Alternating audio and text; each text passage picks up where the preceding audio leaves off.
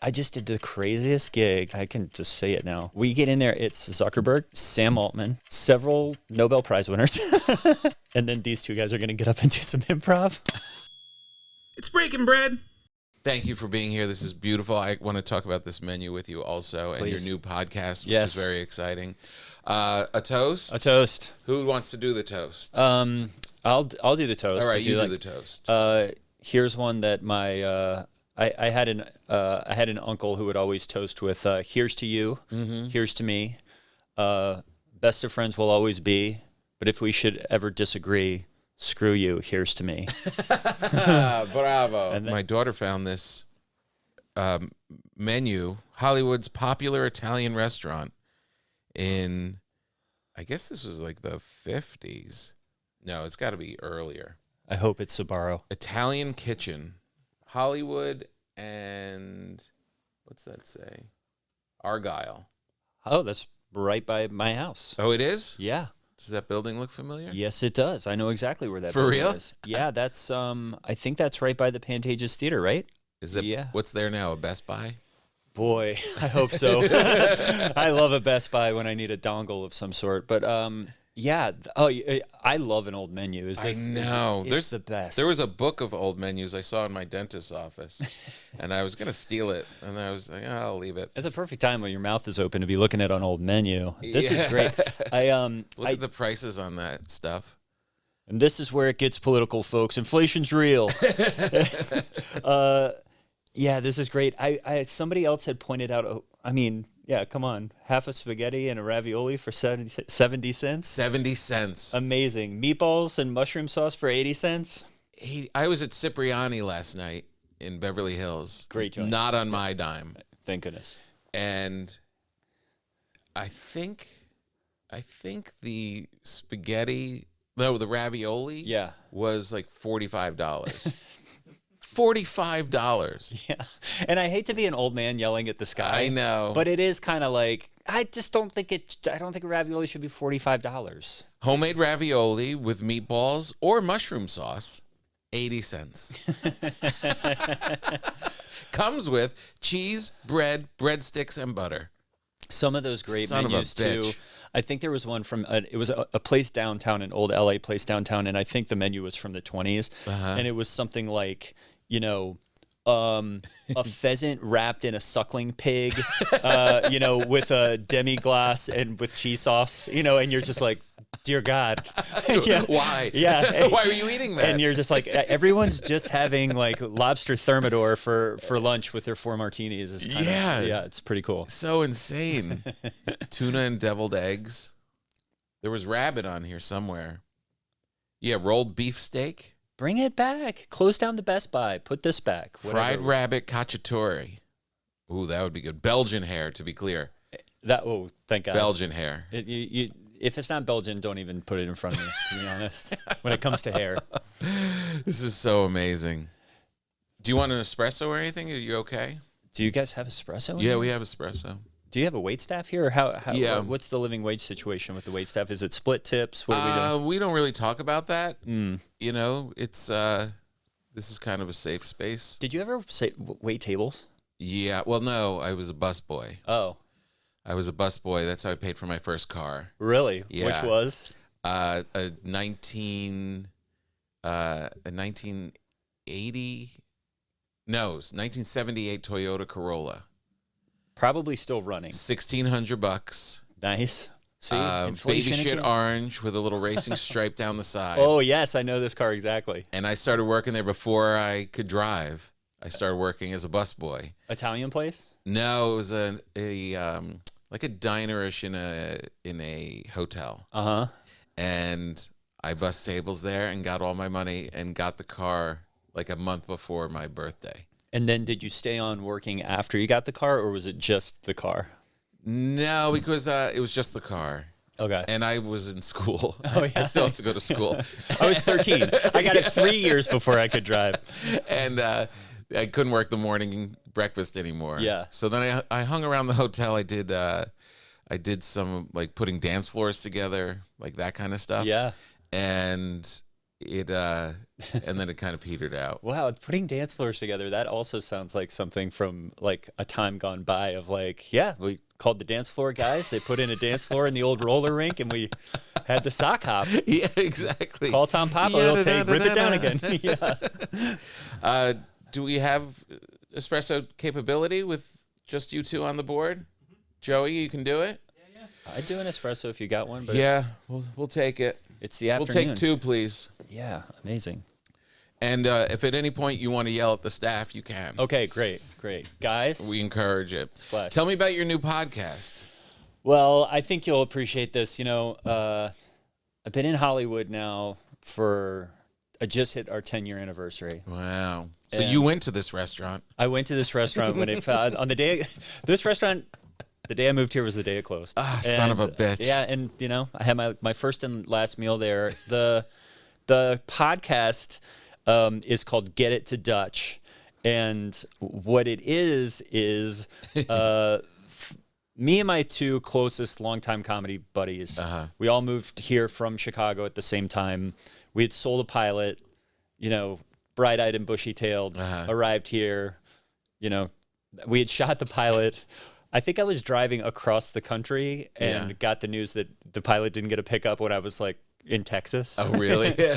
You know, so really started out on the perfect note of just like, everything's going my way. I'm sorry, what? It's not? Okay, great. And cool. And we'll try to shop it elsewhere. Okay. You know, it's that thing. Yeah. And so Early rejections in LA, in it's Hollywood. amazing. It's so tough. They really throw you because you didn't even think it was a possibility. And they tell and they act like it's like, guys, it's a go. I mean, we are getting all signs are pointing to a pickup. Everyone's it's very tested excited. very well. Everyone is very excited.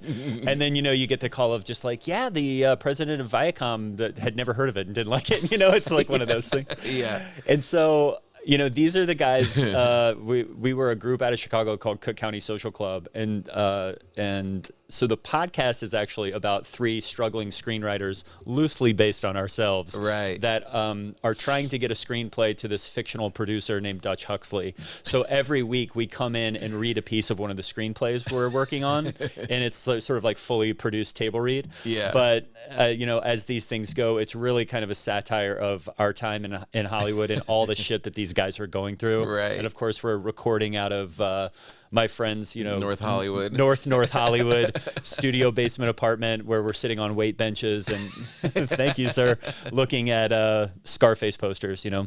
And so it's been a delight. There's some really fun. Weird Al plays our entertainment lawyer. Yes. Named Al Bingo. Yes. Tim Robinson is who's our longtime buddy and performer. He plays our landlord. And it's been great. It's so great. Only 12 episodes, and it just came out. So funny. I only got to hear the first one. Can I have an espresso too, sir? I mean, I don't want to be a bother. It's just yeah. It's just we ordered 2. We're both crashing here. We ordered 2, right? We did order 2. Totally ordered 2. And so, do you own this place, or are you just an investor? Yeah. I have a piece. Okay. I have a piece. And does that get you? I'm always wondering about this. When you invest in a restaurant, is it just get you a good reservation, and then because restaurants never make money, really, right? Well, no, they don't make money. Yeah. That's why this place is no longer. This is a Best Buy and especially now. this place needs a few more tables, to be honest. Well, you know, I don't think they thought it through. Yeah. How long does it take to make a fucking espresso? I mean, he went back to the kitchen. Right. I keep saying we got to get him a vest. We really do. Thank you, Joseph. That was delightful. Today, Joe looks like a fine Williams college student in a. I love that they get smart waiters here. No, I like it just as is. Cheers, sir. I only got to listen to the first one. Yeah. It was very funny. Thank you. Because it was establishing who you all were to each other. Yes. It was very much that arriving in LA. Yeah. Like, we're doing our best, but this is kind of weird. Yeah. Like, we're in Hollywood, but barely. The 3 guys meet in a 3-car pileup on the 101, and that's how they become writing partners. Yeah. But what's really impressive is and you break into reading a kind of Lord of the Rings, Hobbitish kind of a thing. Yep. It's crazy how good you all are with your voices. Oh, thank you. You're like, it's like, oh shit, this is like, all of a sudden it's like, oh no, these are killers. Well, it really is. You know how when you do, comedy and stuff for so long, you're always like a little bit self-deprecating with when you make something and it's like, oh yeah, it's good, or check it out, or but it's just the bullshit that I do. Yeah. And this one was one that when it came out, I was actually like, you know what, I'm honestly proud of it. And you kind of like, I'm trying to get into that habit of not always just undercutting whatever you're working on for the sake of like sort of like fake humility or something. Yeah. And it was just, I think the thing that we liked so much about doing a show like that was it truly did feel like, oh, you get to make something with your best friends, and you get to write something with your best friends, and this is the kind of comedy that we like. Yeah. And it's so specific to And that's to always us. what becomes successful. Yeah, totally. Always. Like when you hear stories of like The Office or any guy, it's like you're just in the space making each other laugh. Oh, dude. And that's the thing. Yeah, it was that all day, every day. And so, and the cool thing about it too is like we just got to work in so many true stories from this like insane place that we call a workplace, which is LA. And at different points, like no real spoilers, but at one point we go and we're excited because we get a studio pitch, and it turns out that the studio is actually Tyson Chicken Studios, and it's Tyson Chicken is making branded movies now. And so we get into a script deal with Tyson Chicken Studios where we're like, well, does it, the only requirements are it has to have chicken, and chicken has to be the hero of it. But otherwise we should just be able to do what we're doing. We can make that work. We can make that work. And you realize like, oh, I've been in these situations where you're just like, yeah, we could throw some branding in there. Tiny little compromise. Okay, yeah. I just, it kind of makes sense. It kind of makes sense that there's chicken in it. Yeah, it makes sense that there's chicken. And of course the bit on top of that was that, and also it has to mention that the election was stolen. So yeah, it was. Did you write it out, or do you guys? Because it was kind of the combination of the two. So the scripts we write, and I think we were thinking that some of the scripts, honestly, there's one called Hoopenstein, which is about a guy who is a basketball coach, bus wrecks. And the coach actually takes the body parts of the team and makes a basketball monster and goes on to win it all. Yeah. And we were like, you know what? Hoopenstein's actually a pretty good animated movie idea. Yeah, it's not so bad. There's like once where you're like, I think this is almost a movie.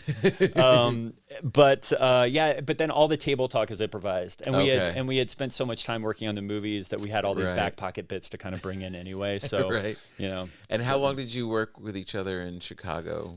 Dude, we started 20 doing years ago. 2005. 2005. Yeah, and so what was the name of the group again? Cook County Social Club. Cook County Social, which Joe's our producer's wife is a huge fan. Oh, cool. Yeah. It was a show that was kind of a fun little like indie rock comedy show that ran for 7 years at IO Chicago, which is kind of the IO and Second City were kind of the two places to do stuff like that. Yeah. And so after we all went on to Second City, we just kept writing together. And, it's the thing I always come back to after doing solo stuff or, duo stuff. And then I come back to that group and it's like, yeah, well, every time you sell something, you'll make 1/4 the amount of money, which is tough. Yeah. But it's so much fun because it's almost like going around with like a little writer's room on your back. You know what I mean? Yeah. So it was great.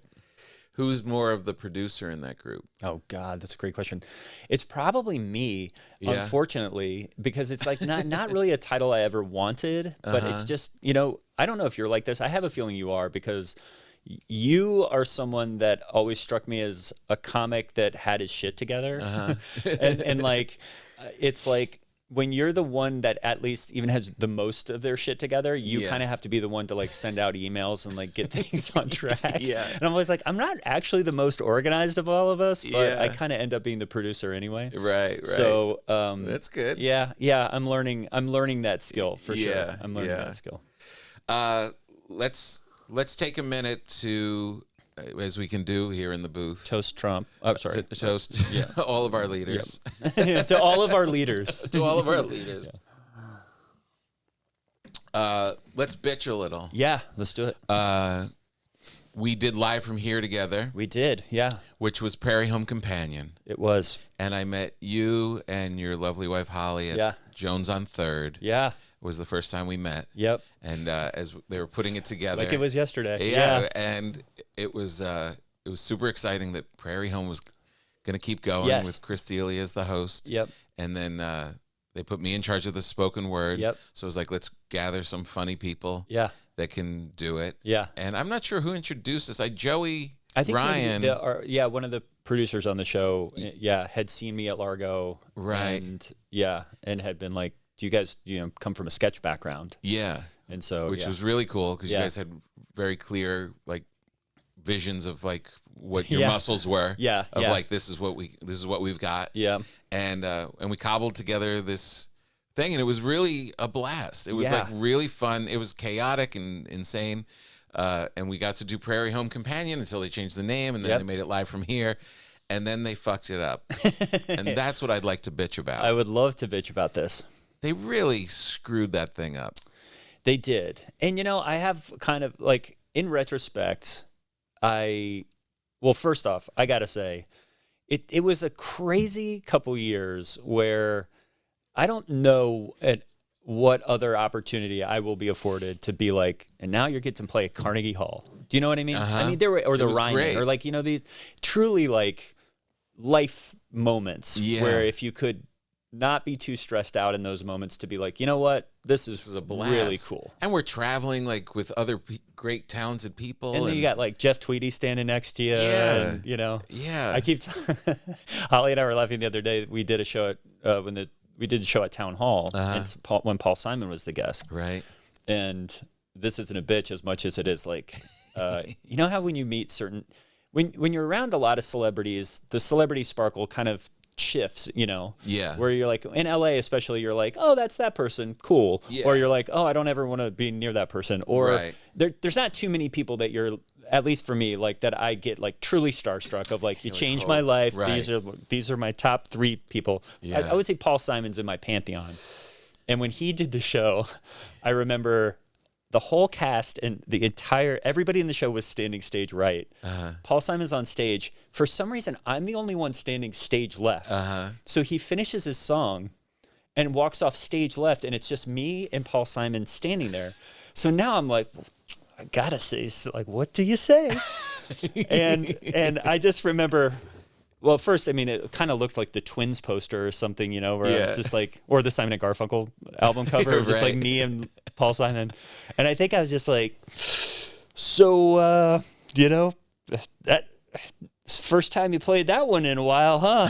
And he just goes like, yes, it was.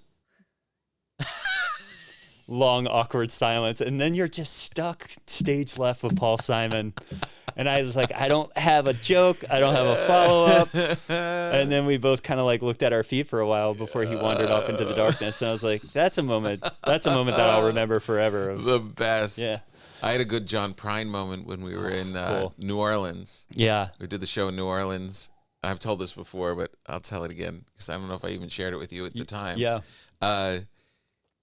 He does the dress rehearsal and everything. And then we were in a hotel just a couple blocks away.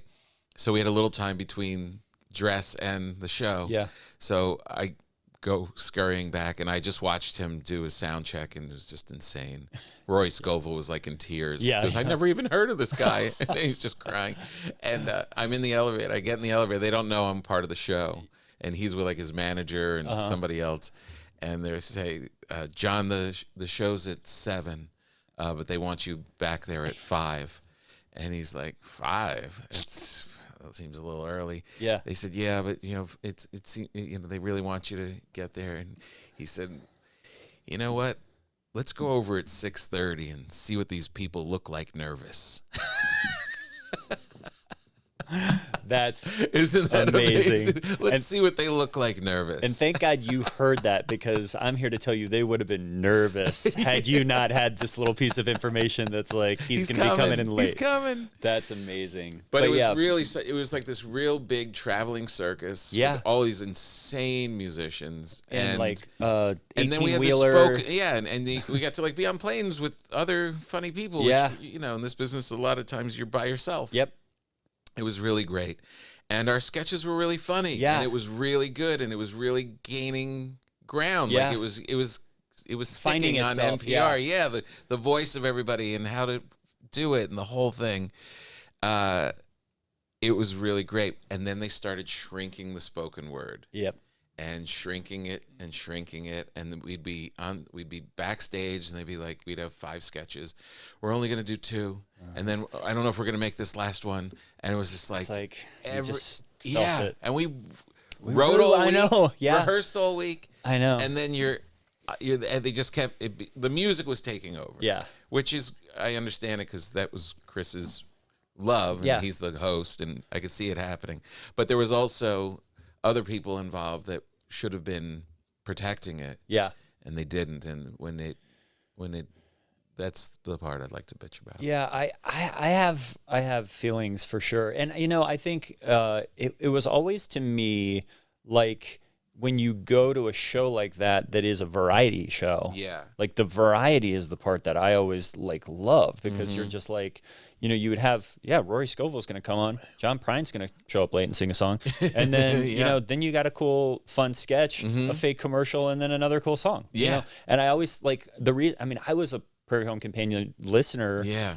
For years and years. It's like I have such distinct memories of riding in the back of my parents' car and listening to that and kind of not getting it at the time. Yeah, yeah. And then getting to be a part of it and being like, oh yeah, the variety is kind of that's the spice of that show. Because you magic. Yeah. And I will say the pandemic also just I'm sure just was such a huge factor because it was such an expensive big show to travel with. Then it moved to New York, and then it just how do you monetize a show like that if you're not selling live tickets to the thing? I'll tell you how. You park it in a not very expensive space. Yeah. And you put it on NPR and you just let it live. Yeah. It was so bloated by the time we showed up. Yep. It was this huge production. People forget Garrison Keillor had 6 million listeners or something. Yeah. So huge. Yeah. And look, I do this little Come to Papa show in New York. Yeah. That was way before any of this. Just my homage to Prairie Home Companion in the hands of comedians. Yeah. And I do it for $2. Right. Yeah. And you can pull it off. Yeah. But when a thing gets too big, it gets bloated. Yeah. And then you have executives, and then you have all the rest of it. Yeah. And then you end up not doing any more sketches. It's true. And I'd like to point out that like you're doing in this restaurant.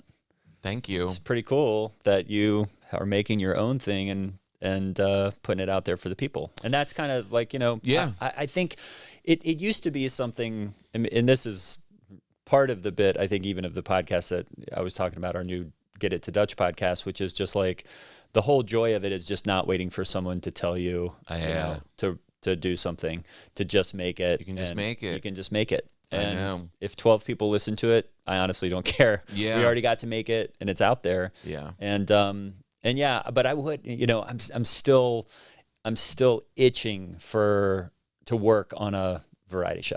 I know. Well, listen, I've been trying to bring it back, and the fight's not over because apparently on NPR you could be 75 and be new talent. So we're gonna do it again for sure. This is why Biden will win. Can I ask you something uncomfortable? Spring chicken, yeah, please. This is a little bit of an uncomfortable moment, but I can't wait. Where you're we're alone in our booth. Is this a picture of you? Can you explain this? Well, you said that. Post? You said, all right. So you're doing this podcast with your two buddies. Yeah. From Chicago. That's what are their names again? Mark Rotterman and Brendan Jennings, and then directed by Andy Myra. Right. And then you just casually say that you put Tim Robinson and Weird Al on the show. Yeah. Why? We did a little research. Okay. And it seems to me, and this is uncomfortable moment. So this is uncomfortable. It seems to me like you might be using your old friends to create this podcast. Yeah. So you could rub elbows with more famous people. Yeah. And then, well, it looks like you're starting a submersible business on the side. Yeah. So do you care to comment? So what this is Well, first off, I think it's up for discussion whether Weird Al and Tim Robinson are more famous than me. True. In certain circles. Right. Because in this circle, or we would call this the air bubble. Of the submersible. Oh, yeah. In submersible world, I'm actually more famous. This is one of my designs that I've been working on for years. Right. They decided they wanted to go down and see, most of the planet is covered in water, Tom. I don't have to tell you this, but a lot of people don't know. The most uncharted part of the world is the bottom of the ocean. And I've been a part of trying to explore that for a long time. So I'm sure you guys are going to throw this up, but yeah, I'm also looking for investors in my personal submersible business. So I guess this is the most direct way of asking this. Okay, sure. Is your new podcast just a front to fund your submersible business, which is being bankrolled by these two guys? Well, you know what they say in the submersible business? No. Podcasting, that's where the money is. Right. And so, it's hard to raise money these days. The oceans are warming. Right. People don't want to go down there. It's true. And so I'm trying to get to the point where I can confidently say that, these celebrities fully invested and stand behind, I think, an unexplored way of getting around. Right. Here, you drive a Tesla. I do. Why not drive a personal submersible that's battery powered? If you could charge it. This is what Trump's talking about. Can batteries go in water? Right. I don't know. In my submersibles, they can. All right. Let me ask you this question. Okay. I don't care that you want to do either of these. You have to choose one. You have to go into a submersible. Okay. And go back in time. The same thing to go visit the Titanic. Oh, okay. Same route. Kind of like going back in time. Same route. Okay. On Father's Day. Okay. Or with my father. Yeah. Or you to a commercial space ride where you go up and go around, blast off on a rocket, and then float around for a couple spins and then come back. And you're with like the 7 richest guys? Something? Yeah, there's got to be one rich guy at least, right? Yeah. So you have to put yourself into those situations. Do you like being closed in like that? It doesn't bother me too badly. I think submarines is weird. Submarines is tight. Submarines is tight. It's really tight. So when I do watch Hunt for the Red October or something like that, I do feel a little bit of that itch of like I don't know. Yeah. But I think these space flights, to be honest, like unless it's are we talking the weightless? Yeah, do you experience weightlessness? You're gonna have weightless. Okay. But you're gonna be blasted off though. You're gonna be in that little capsule, sitting. I think you sit facing up, and then they light it. I'm going to go submersible just because that's my business. Okay. And, we just have to come up with a better name for it. Right now, I was calling it Tide Pods. But somebody already had that. So I'm going to just say, I'm going to go submersible. Okay. But I don't think so.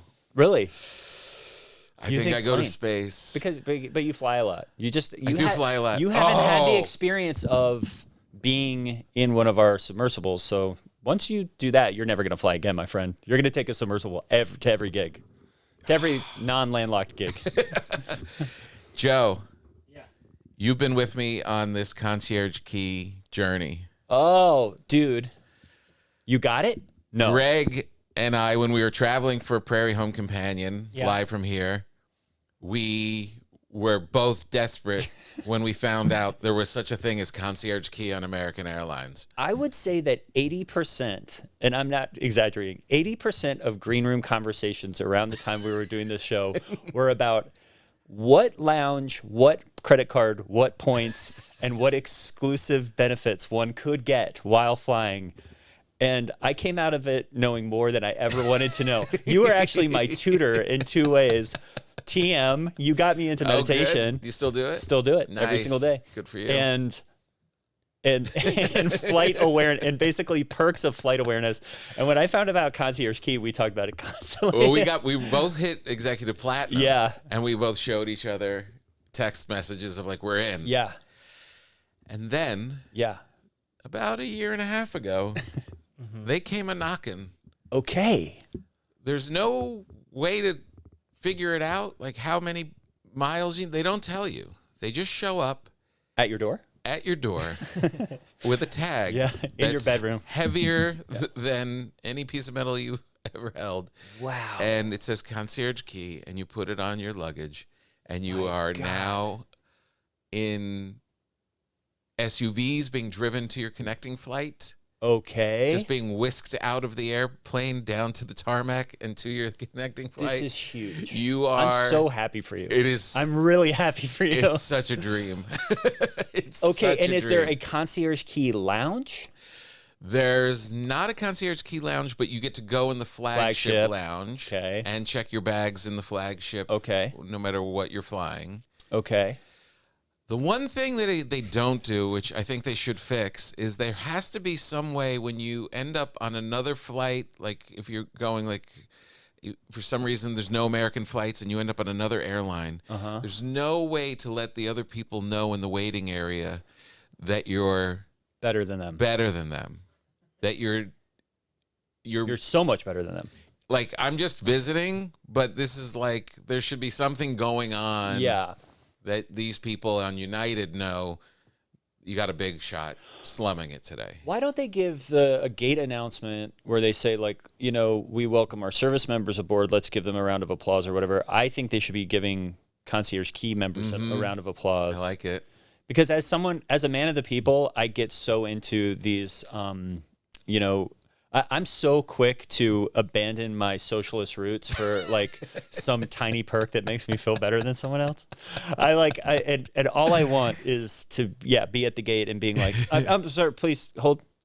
Mr. Hess is a concierge key member. Like, that's all I want, It is a dream. Wow, that's so. I can't wait to go home and have my wife say, "How's Tom?" And the first and maybe only thing I tell her is like, he finally got concierge key. Can you believe it? Well, they say it at the airport amongst themselves. Yeah. The people that work at American, they use a term which isn't great for comedians. Yeah. They say, "I've got a CK." I don't know. It depends on what kind of comedian you are these days, to be honest. Where are you playing? It's just a little like, I don't know. That's so cool, man. It's pretty great. I'm so happy for you. That's how much I've flown since I've seen you, by the way. Yeah. That is like... Yeah, it really, miles. I always think about that sequence in Up in the Air where Clooney, is in he's got his case and it's just so efficient, and you have to have all your little packing cube, you put your stuff in the bowl. And when you fly a lot, and I don't that much anymore, so I still have the sense memory of this, but it was more like if one little thing goes wrong, you're just so put out because you're trying to tell other people, like, do you understand I do this all the time? Yeah. And like when you don't do the thing, then my TSA pre doesn't really matter because right now we're in Birmingham and they only have the one line. Yeah. And so, and that's the stuff where to try to communicate that is really difficult. You have to live it. You've got to let it roll. Yeah. You've got to be gracious, or else you'll drive yourself crazy. But when they can physically take you, and say, "Greg, we see what you're dealing with. Yeah. Come with us." Yeah. And they bring you around and they give you a lemon sparkling water and say, "Just rest here." God. It takes the stress off. Oh. Like literally flying back this week. It was the first time it felt like, summer travel's back. Oh, yeah. Families, everybody. Nobody knows. This is their one trip for the year, and they don't know what is going on. We have to. I can't bring my gun. It's just like stuff like that where you're just like, no, man. Your kids have like utensils in their pockets, and it's just like it's a shit show right now. Yeah. Dude, so anything that can kind of get you around it. Well, I will say, with Tide Pods, we have the Bubble Buddy program. And so if you travel over 200 nautical miles per week, per week, these things are slow. You're not going airline fast in one of our Tide Pods. You got to get there and. I think I might get too claustrophobic in the submersible. I don't really get claustrophobia. Once in a while, I'll have like a little. I was on a bus in Italy, and they just jammed us all in to like take us from the train to the town. Yep. And they just like stuffed us all in, and I'm in the back, and it just had this weird moment of. I ain't gotta get out of here. Yeah. I'm not liking this. Along some sea cliff in Positano or something. Yeah. No, it wasn't even like the moving of it was just the waiting before you're moving. Oh, yeah. When you're just in there and your brain just tips you off like it's like, isn't this how King Tut used to bury people? Yeah, there's no real way out of here. Yeah. That part, I could see myself in the submersible having a nervous breakdown. Yeah. But I could see myself having space, It's what? Flying. Oh yeah, flying. So you go fly, dude. I just had this talk about rich guys and their strange preoccupations, like super rich guy. Are you talking about us or about other people? Well, I mean, this restaurant, pretty nice. I'm talking like your Bezoses and your James Camerons. You know, these are the guys. One's going up, one's going down. Yeah. Just did the craziest gig and I can just say it now. I got this gig that was my buddy. Who was just like, hey, this hedge fund or this VC fund in San Francisco wants you guys to come up and do some comedy. Sure, why not? Whatever. Get the invitation. It's for 40 people. It's at the top of like the tallest building in San Francisco. And it's for like the 40 biggest change makers in Silicon Valley. Oh boy. And like no media, you know, basically like 40 guys sitting around. Yeah. And then these two guys are going to get up and do some improv. And this is very similar to what I just did last week. Dude, we get in there. It's Zuckerberg, Sam Altman, Vincent Wong, or I don't know how you say his name, the CEO of NVIDIA, several Nobel Prize winners. Oh, my God. And we got the thing. Oh, my God. It truly was like, Zuckerberg and Altman will have a conversation for 45 minutes about the future of synthetic life, followed by a 20-minute improv show. Dude, I was just like, this could not be weirder. Was it on stage at least? Of course not. No. Of course not. We were in what looked like Bruce Wayne's like library. Like went up a private elevator into 100th floor, opens up, and it was like a private bar in the corner, but it was a think tank, I think, all wood paneled. And then it was 40 people kind of scattered about in chairs. You know, my main man, it's like Chris Sacca was there, you know, from like Shark Tank. And they're all kind of scattered about. And then the world's biggest, weirdest planter, like a 3-foot tall planter, and then us in front of giant windows, just being like, all right, folks, gonna do a little improv. And we talked about, we're like, we just have to do crowd work or something at the top just to kind of like get them involved. And then we'll do 10 minutes of crowd work. Right. And then we'll do 20 minutes of like scenes based on whatever they said. And it was really funny because my buddy goes, we're talking to, I think it was like, Paul Tudor Jones was there, you know? Yeah. I'm friends with him. Yeah. Great guy. I really am. Really? Yeah. He was there. Tell him I said hi. Ask him if he stayed for the improv. He's like, so hell no. He was there. And I think like, you know, my friend doing some crowd work with some guy, and he's like, you know, what do you do in your spare time? And he's like, well, I paint. And he's like, oh, cool, painting. We ask a few questions. And then you just switch into comedy mode where you go to the woman sitting next to him, and my friend goes, and so are you two here together? Oh no. Immediately realized, like, of course they're not. You know, of course they're in this weird thing, you know. And they both kind of like go like, and he goes, no, she won the Nobel Prize in chemistry.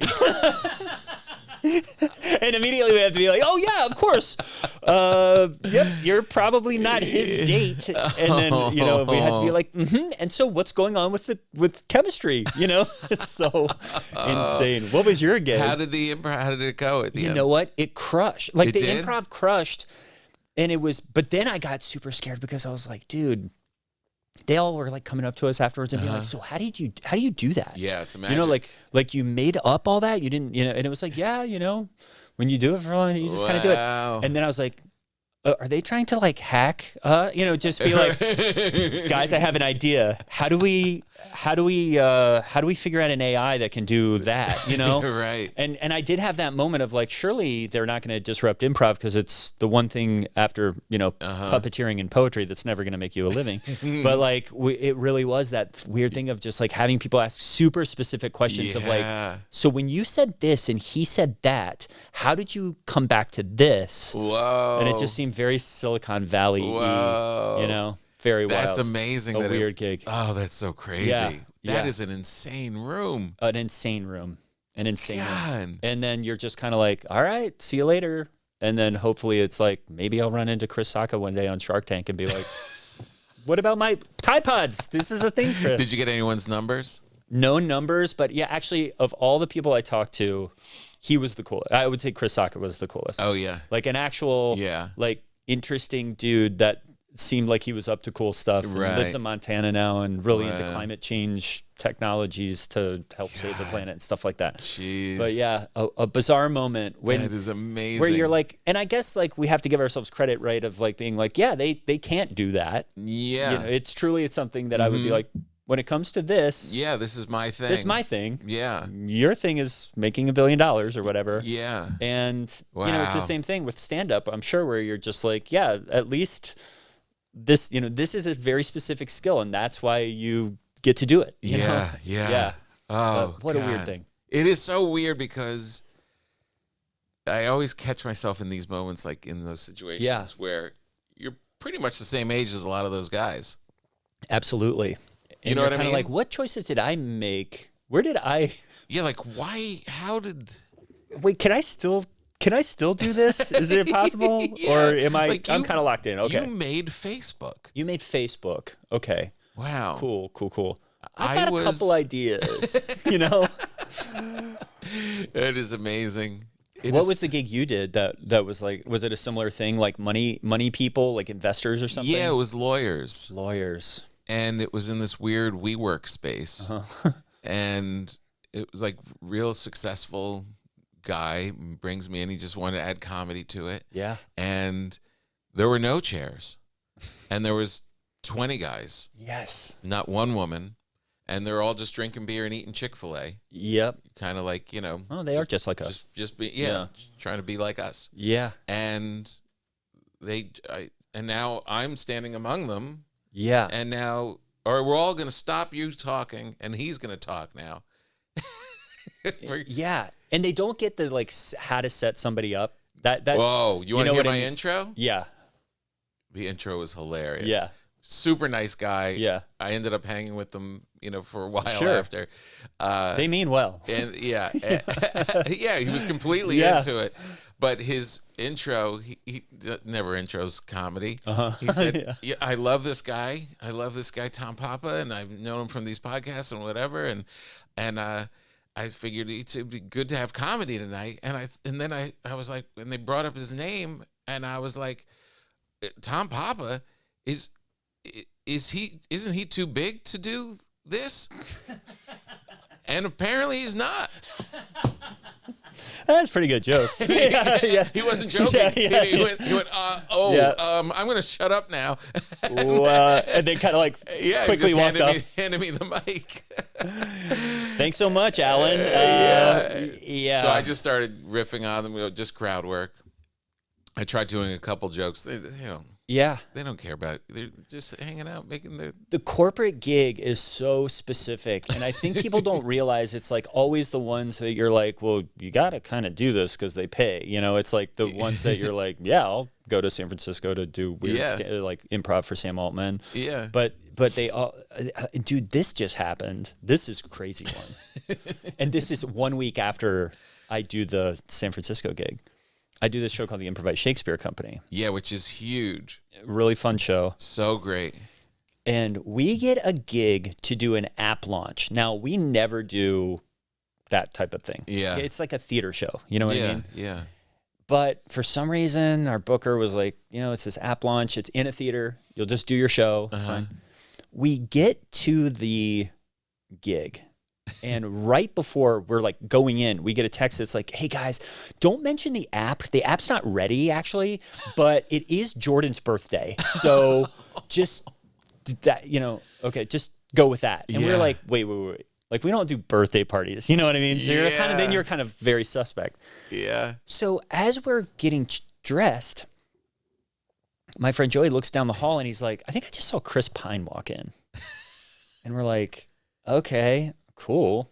I guess Chris Pine knows Jordan or something. Yeah. And then Jordan comes in and is like, guys, thank you so much for doing this. And it's clear it's like this has been booked as Jordan's birthday. Like it's some kind of switcheroo is going on here. And we're like, we don't know who Jordan is or whatever. So then we do the show. The show is under the single brightest spotlight you've ever seen. So it was like trying to get out of prison where you're just like, like you can't see the audience. You're being scalded. Yeah. We do our show. It goes fine. Yeah. And then we're coming off stage and Jack McBrayer pops into our dressing room and he goes, hey guys, we know him from Chicago and Second City and saying, hey guys, come on. I want to introduce you to everybody. And we're like, what is this? So we go downstairs. You're in your Shakespeare clothes. We're in our like pirate shirts and soccer socks, and you're just like, so you get changed and you go downstairs and Tom, I kid you not, it's Ashton Kutcher, Mila Kunis, Austin Butler, Giovanni Ribisi, like just like this like little who's who gaggle of like, A and B pluses. Crazy. So we're like, what is this? So finally, and I think I don't care. I'll tell this. They're like, guys, Chris Pine is like, you got come, we're going to Genghis Cohen, like come hang out.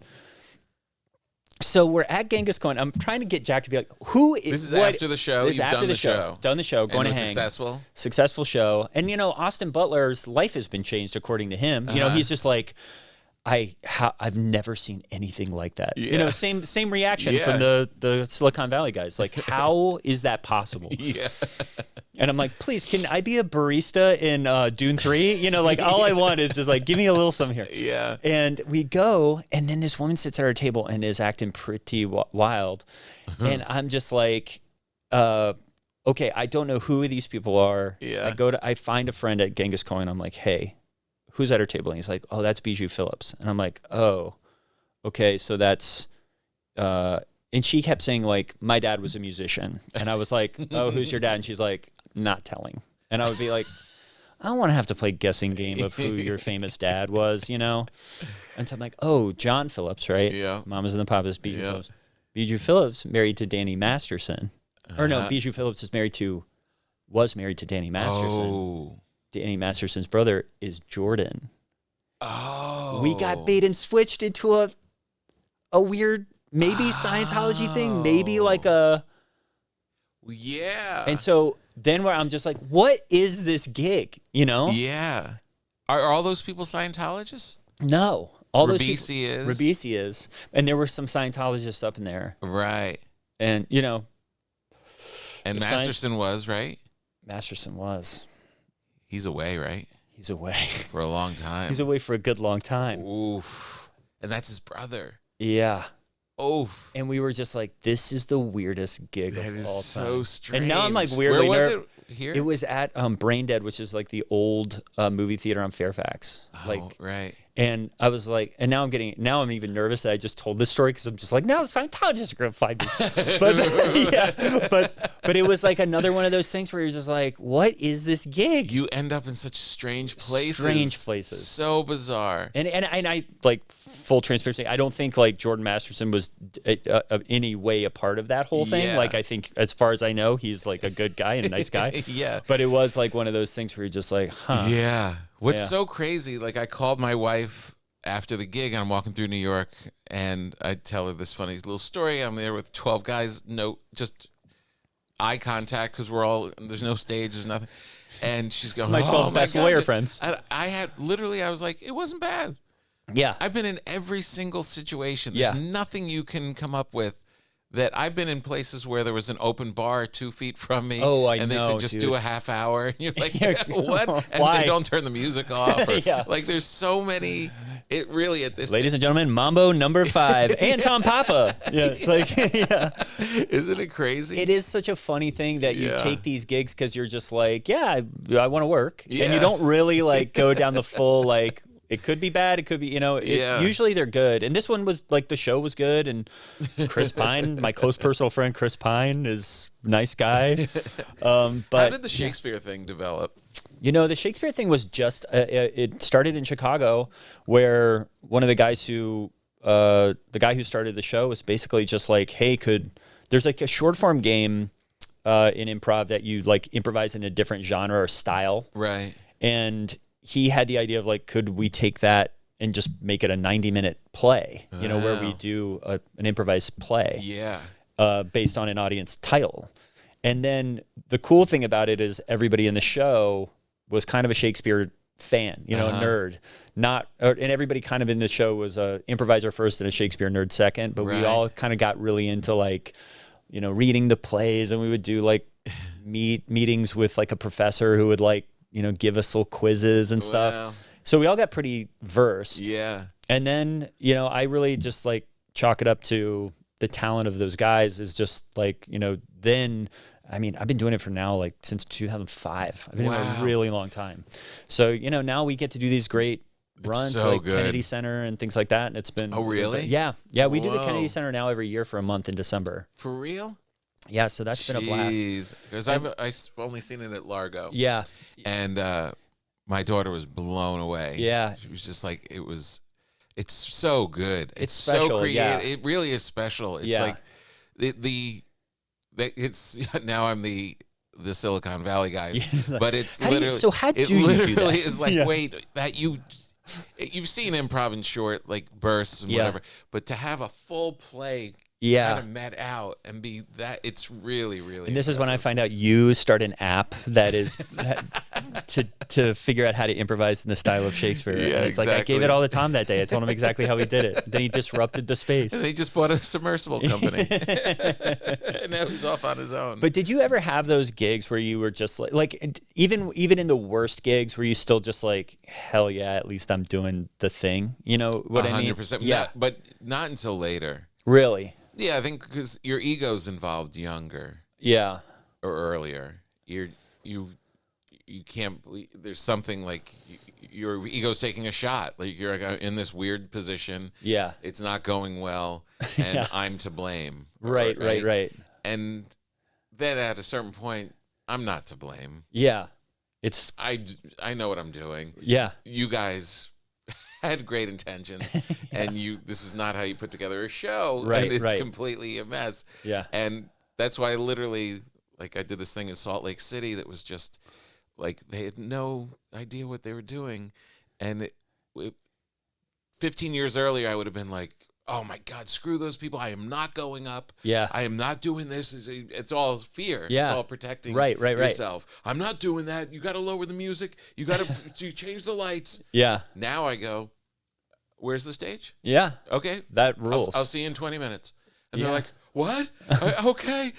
I don't care. Yeah, I'll just do it. I'll just do it. It's hilarious. It is an ego thing. You have to like battle. Like I remember one time we were doing a gig, like a college gig, and as we were on stage, like moving around, the risers came separated, and it just started. Stage slowly started having a canyon in the middle of it, so that by the end of the show, you're kind of jumping across like an 18-inch gap, and just being like, it ends up being like something fun to talk about, but at the time, you're just like, well, if I fall into this thing and break my leg, I'll be suing the University of Wisconsin at Eau Claire for everything you got, buds. I find it even in like clubs, like, and it's so funny. It's just perspective. But like when I was younger, if someone was up there and they were running the light or something, and they're killing, you'd be like, all right, like get them off. Like this is the time. Yeah. And it's just because you want to stop them from killing and get up there and get this over with. Yeah. And now, it's all right, this is one of those. Yep. That's really the mindset now. Yeah. It's, this is one of those. One of those. This is where this guy crushes and he's going on too long. and my set's it's gonna be a struggle. Yeah, it's one of those. Yeah. I like that. It's one of those. Yeah, I've seen them all. Yeah, that's cool. Yeah, what an interesting life. Yeah, what's the name of the podcast again? Get It to Dutch. Get It to Dutch. A screenwriter's journey. I don't want any spoilers, but will there be another season? That's a great question. Only if all of your viewers and listeners go and hit subscribe right now will there be another season.